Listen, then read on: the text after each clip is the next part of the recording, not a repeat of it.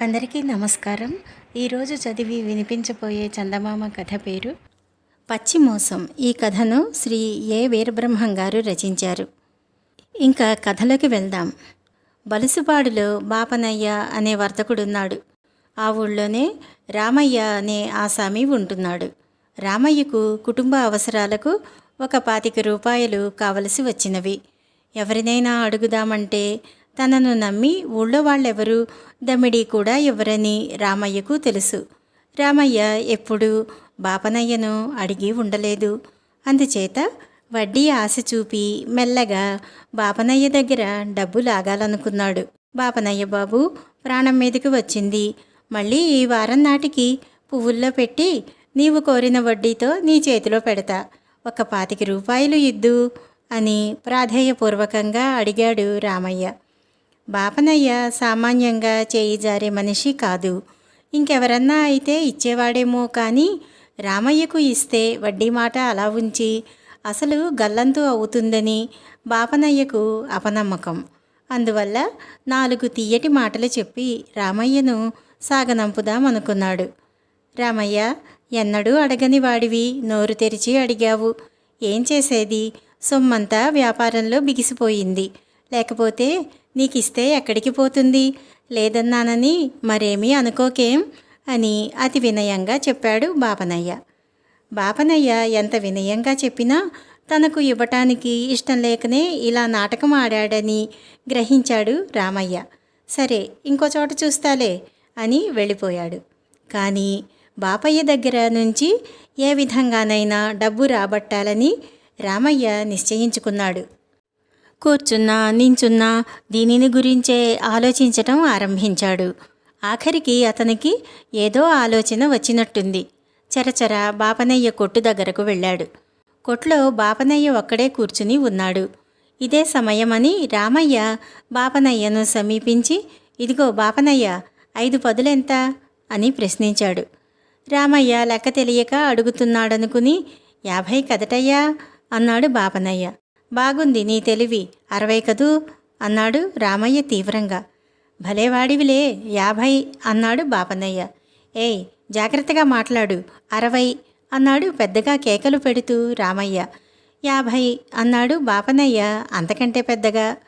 ఈ విధంగా బాపనయ్య రామయ్య 50, 60 అని కేకలు పెట్టుకోవటం విని చుట్టుపక్కల వాళ్ళంతా బాపనయ్య కొట్టు దగ్గరకు వచ్చి, ఏమిటయ్యా మీ అరుపులు అని ప్రశ్నించారు. చూడండి, ఈ పెద్ద మనిషి నాకు టోపీ పెట్టడానికి చూస్తున్నాడు. నేను ఇతని దగ్గర 60 రూపాయలు దాచుకున్నాను. తీరా నాకు అవసరం వచ్చి ఇప్పుడు అడిగితే 50 అంటున్నాడు అన్నాడు రామయ్య నిజంగా సొమ్ముపోయినవాడిలా. బాపనయ్య దిగ్భ్రాంతి చెందాడు. ఆరిపిడుగా, నా దగ్గర నువ్వు డబ్బు దాచావా? ఎంత అన్యాయం, ఎంత అన్యాయం! అంతా ఒట్టిదే బాబు అని జరిగిన విషయం పెద్ద మనుషులకు చెప్పబోయాడు బాపనయ్య. రామయ్య అతడి మాటను చొరనివ్వలేదు. ఇదిగో బాపనయ్య, నీ నాటకం ఇంకా కట్టిపెట్టు. ఇందాకటి నుంచి 50 అని ఇప్పుడు అసలే లేదంటున్నావా? ఆ 10 రూపాయలు తింటే తిన్నావు కానీ నువ్వన్న ఆ 50 రూపాయలు నా మొహాన పారేయ్. జన్మలో ఇంకెవ్వరి దగ్గర డబ్బు దాచిపెట్టకుండా బుద్ధి చెప్పావు. ఈ 10 రూపాయలతోనే బాగుపడిపోవులే కానీ అన్నాడు రామయ్య ఎంతో చాకచక్యంగా. అక్కడ చేరిన వాళ్ళందరూ రామయ్య మాటలు నమ్మేశారు. వాళ్ళు నిజంగా రామయ్య బాపనయ్య దగ్గర డబ్బు దాచాడనుకున్నారు. బాపనయ్య, వాడు 60 రూపాయలు దాచుకుంటే 50 నువ్వు అన్న ప్రకారం ఆ 50 ఇవ్వమంటున్నాడు కదా. మొత్తం కైంకర్యం చెయ్యాలంటే ఎట్లా చెప్పు? దేనికైనా న్యాయం ఉండొద్దు? మర్యాదగా 50 రూపాయలు ఇచ్చి పంపేయి అని తీర్పు చెప్పారు అక్కడ చేరిన వాళ్ళంతా. ఇంకాసేపు ఆగితే 60 రూపాయలు ఇవ్వమని తీర్పు చెప్తారేమోనని పాపం బాపనయ్య కిక్కురు మనకుండా 50 రూపాయలు రామయ్య దోసిట్లో పోశాడు. చూశావా నా తడాఖా అన్నట్టు చూస్తూ రామయ్య చక్కాపోయాడు.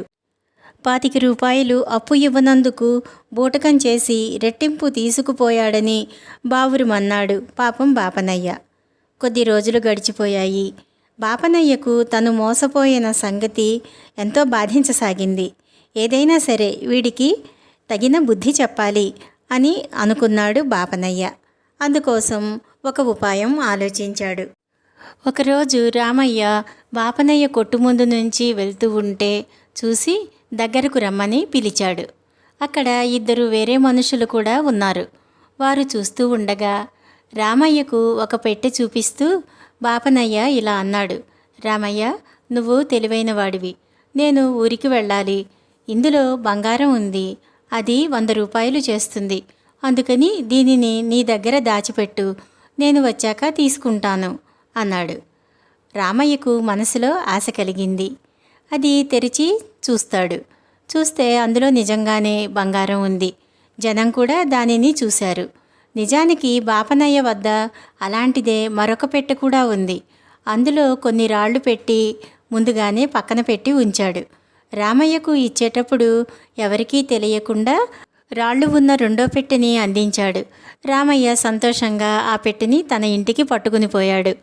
2 రోజులు గడిచాయి. బాపనయ్య రామయ్యను తన బంగారం ఉన్నటువంటి పెట్టెను తిరిగి ఇమ్మని అడిగాడు. కానీ రామయ్య మండిపడుతూ, నువ్వు మోసం చేశావు, అందులో బంగారం లేదు, అన్నీ రాళ్లే ఉన్నాయి అని అన్నాడు. కొంత గొడవ జరిగింది. జనం సాక్ష్యం చెప్పటం వలన రామయ్యకు 100 రూపాయలు ఇవ్వక తప్పలేదు.